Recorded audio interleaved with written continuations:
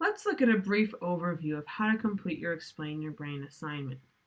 First off, within the classroom, you can find the assignment in the Doc Sharing area of the course.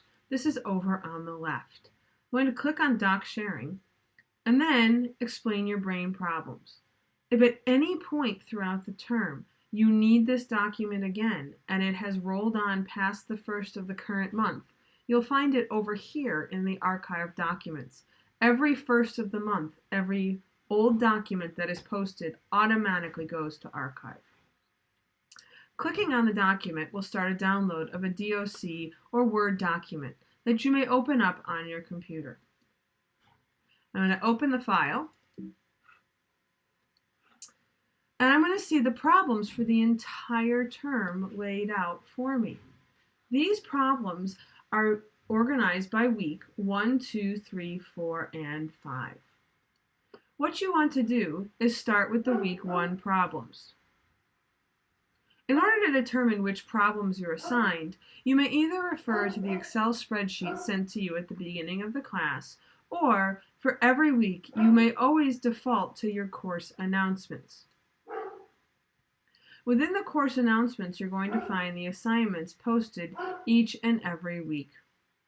I can go to the course homepage and just click on My Assignments, or My Announcements, if I need to load up more old announcements. There's our week 1 Explain Your Brain assignments for this particular term. Now, I need to find the problems to complete. Let's just say I was assigned problems 1 and 2.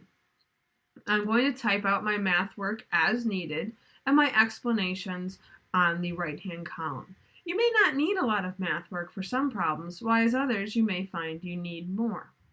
The important part is you have all steps shown where needed and explanations for each step.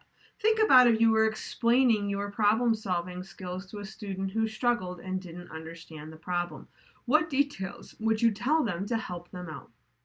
Once you have finished with this, you are going to save your file and then head over to your group area.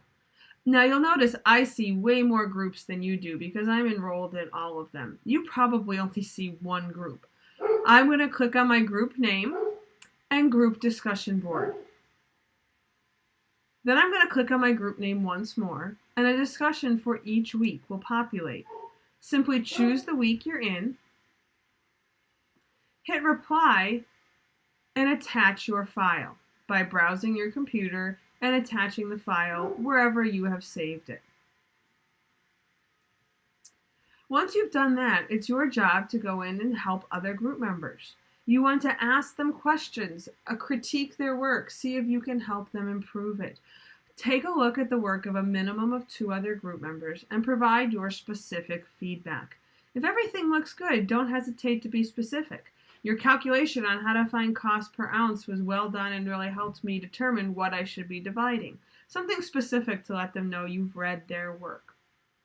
The end goal of this assignment is to have 1 document to submit per group. So each week it's the responsibility of the group to work together. If 2 or more students submit the same problem, which is very, very possible, you want to look through and see who did the better job, whose explanations were a little clearer, who would you submit through for the final. It's not offensive to not have your problem solved or chosen, and you do not need 1 problem from each student. The idea is to have the 5 problems that are the best mathematical and explanation-wise put on 1 document to submit. 1 person should compile this document and submit it as an attachment to the group discussion board. So at the end of the week, whoever's in charge is going to submit the final document, just by labeling it something like final document, choosing the attachment, and submitting. Right?